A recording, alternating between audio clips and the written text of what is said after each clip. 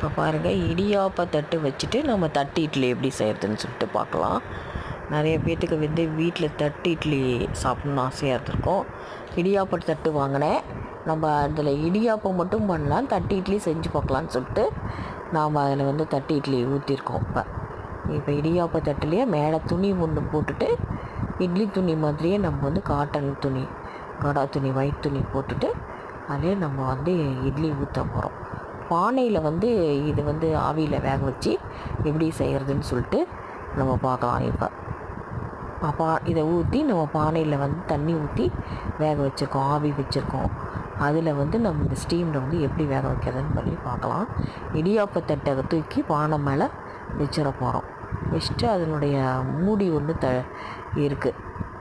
அந்த மூடியை போட்டு மூடி வச்சிடணும். இது வந்து எவ்வளோ நேரம் வந்து வேகுதுன்னு பார்க்கலாம்.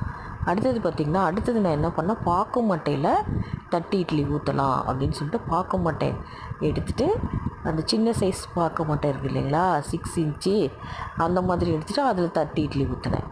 இப்போ இடியாப்ப தட்டில் ஊற்றின இட்லி பார்த்துக்கிட்டிங்கன்னா டிசைனாக இருக்குது. அதில் இருக்க மாதிரியே வந்து செக்குடு டிசைன்ஸ் அந்த மாதிரி வருது. இப்போ இந்த தட்டு இட்லி வந்து ஊற்ற போகிறோம். இந்த பாக்கு மட்டையில் மேலே துணி போட்டு தட்டு இட்லி மாதிரி மாவை ஊற்ற போகிறோம்.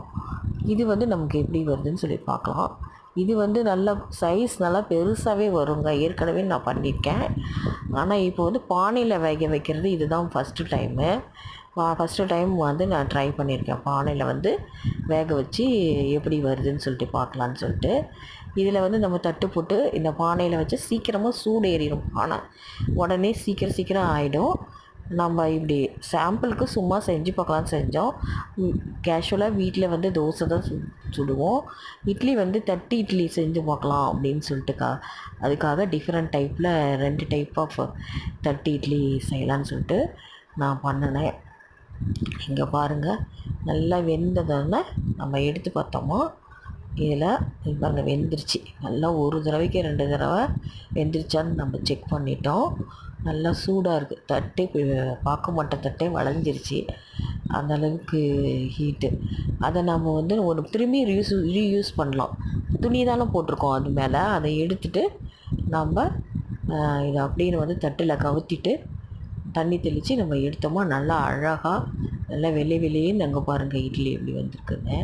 சூப்பராக இருக்குது. இந்த தட்டு இட்லி நல்லா இப்போ 2 இட்லி சாப்பிட்டாவே போதுங்க. குழந்தைங்க ஆசையாக கேட்குறாங்கன்னா இந்த மாதிரி நம்ம செஞ்சு தரலாம். ஒன்று வந்து இடியாப்ப தட்டில் ஊற்றுனது, ஒன்று வந்து பாக்கு மட்டையில் ஊற்றுனது. 2ம் பார்த்துக்கோங்க டிஃப்ரென்ஸ் எப்படி இருக்குதுன்னு. இந்த மாதிரி